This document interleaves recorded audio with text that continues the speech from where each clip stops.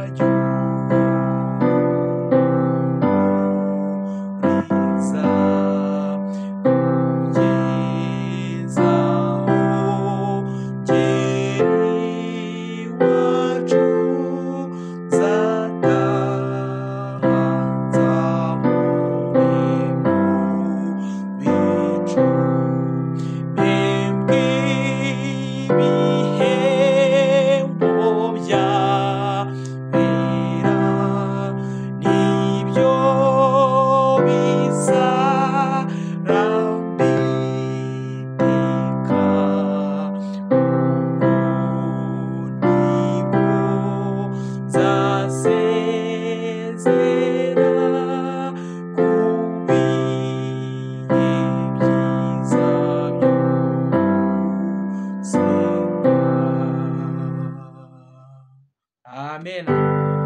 Indirimbo ikurikiyeho nayo ni indirimbo nziza cyane, indirimbo 64 iratubwira ngo ese uhagarikiye iki umutima. Iyi ndirimbo nayo tugiye kuririmba, ni indirimbo ya 64.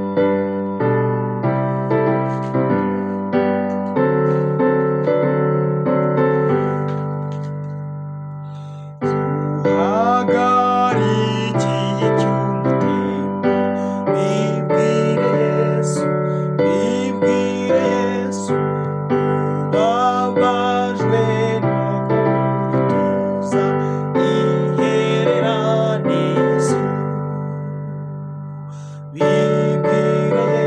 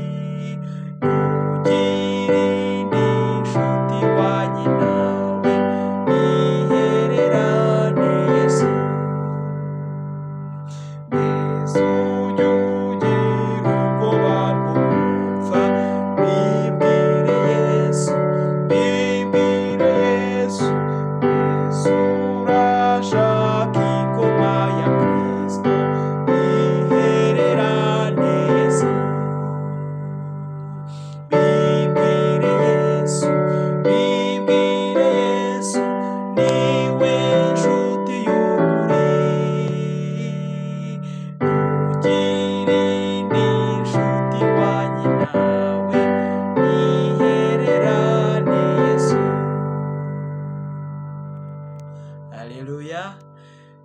Indirimbo ikurikiyeho iratubwira ngo Yesu ndagukunze rwose. Indirimbo ya 62. Ntuhuge rwose, reka izi ndirimbo tuziririmbane. Indirimbo ya 62.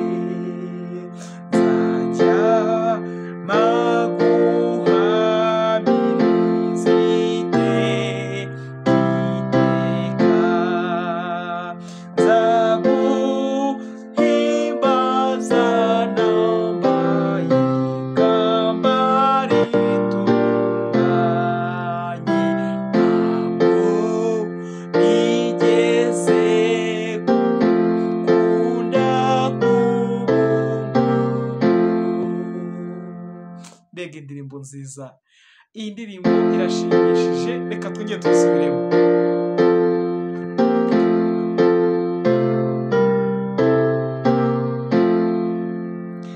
Yesu ndagukunze rwose ndakwihaye, ingeso mbi zose nzanze uko zingana, ni wowe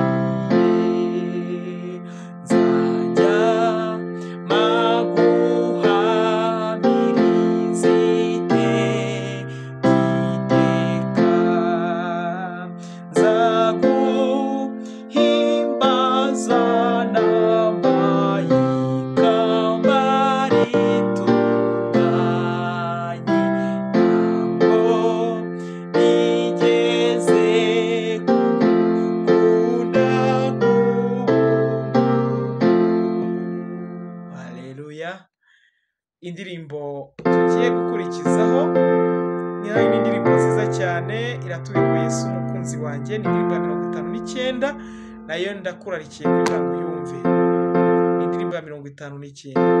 Ese uramenye igitabo koko?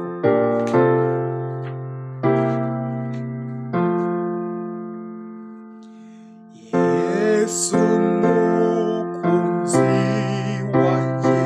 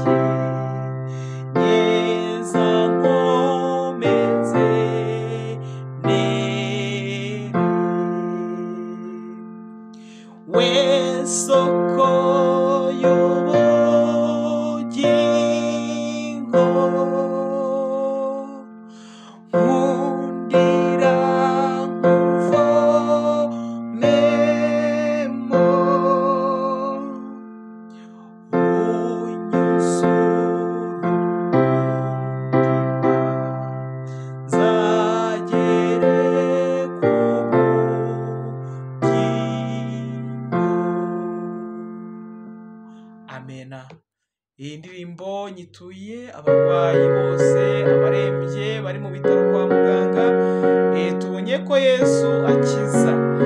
Reka rero abarwayi bari mu bitaro kwa muganga, iyi ndirimbo rwose turayibatuye, nizere ko Yesu azabakiza. Dukurikije indirimbo ya 46 itubwira ngo jya uhora undinganirije amagambo atunganye. reka indirimbo ikunezeze.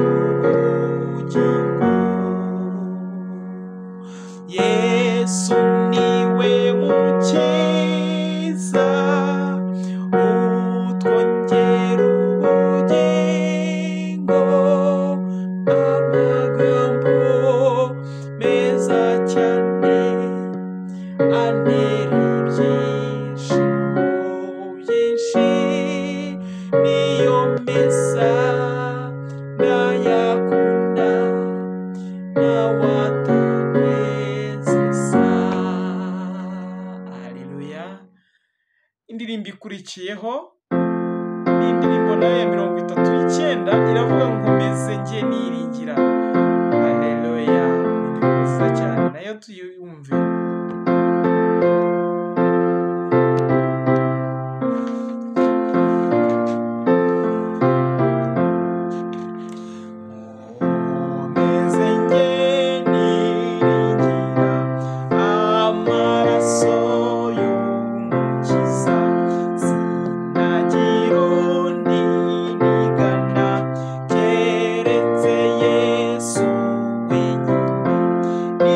Come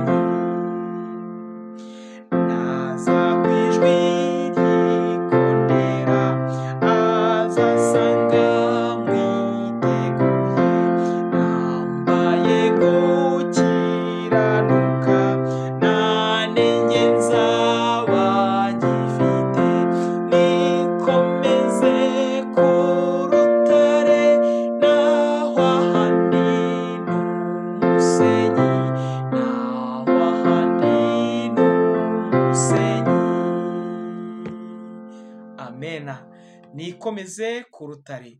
Tugeze ku ndirimbo ya 34 itubwira nimbona amahoro. Indirimbo nziza cyane igenda gahoro, bifuza ko tuyiririmbana nayo. Indirimbo ya 34.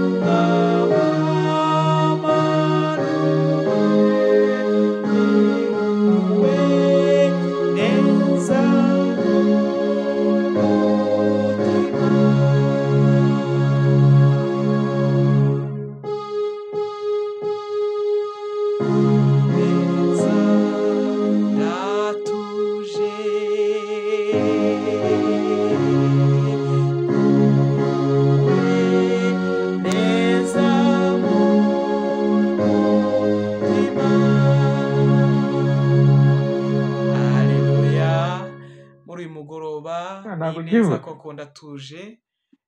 Reka dusoreze ahangaha, izi ndirimbo tuzisoreze ahangaha, tuzongera ubutaha duhimbaza Imana none mu ndirimbo tuzaba twatoranyije kandi zizaba ari indirimbo nazo zizabaryohera.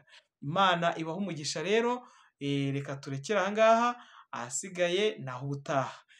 Efuremu Familiyo Live dukomeje kubifuriza ibihe byiza, kandi wowe ubashije gutaramana nanjye muri izi ndirimbo zigera ku 9, ukande subscribe, share, comment na like kugira ngo tuzajye tubana buri munsi.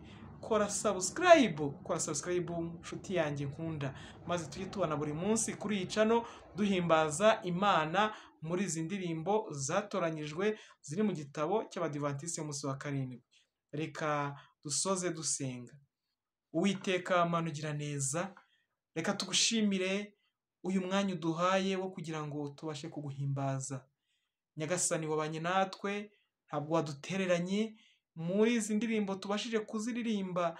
Ni ibibwirizwa byiza, ari abazihimbye Nyagasani bazihimbye bitewe n'impamvu bari barimo, ariko ziracyadufasha muri iyi minsi. Nyagasani dufashe rero kugira ngo ubwo duhimbaza Imana turi muri iyi si, no mu ijuru tuzabashe kuguhimbaza. Ngaho bana natwe kandi ukomeze kubana natwe muri izi ndirimbo, ubwo twabateguriye umwanya mwiza wo kugira ngo tujye tuziririmbana. Ndakwinginze kugira ngo uzampe benshi wo kugira ngo uyu mwanya tujye dufatanya kuzihimbaza, kandi duhimbaza Imana. Kandi Nyagasani ibyo turirimba binatwubake kandi bizatubera impamba n'urwego bizatugeza iwawe mu ijuru. Tubigusabye twizeye mu izina rya Yesu, amena.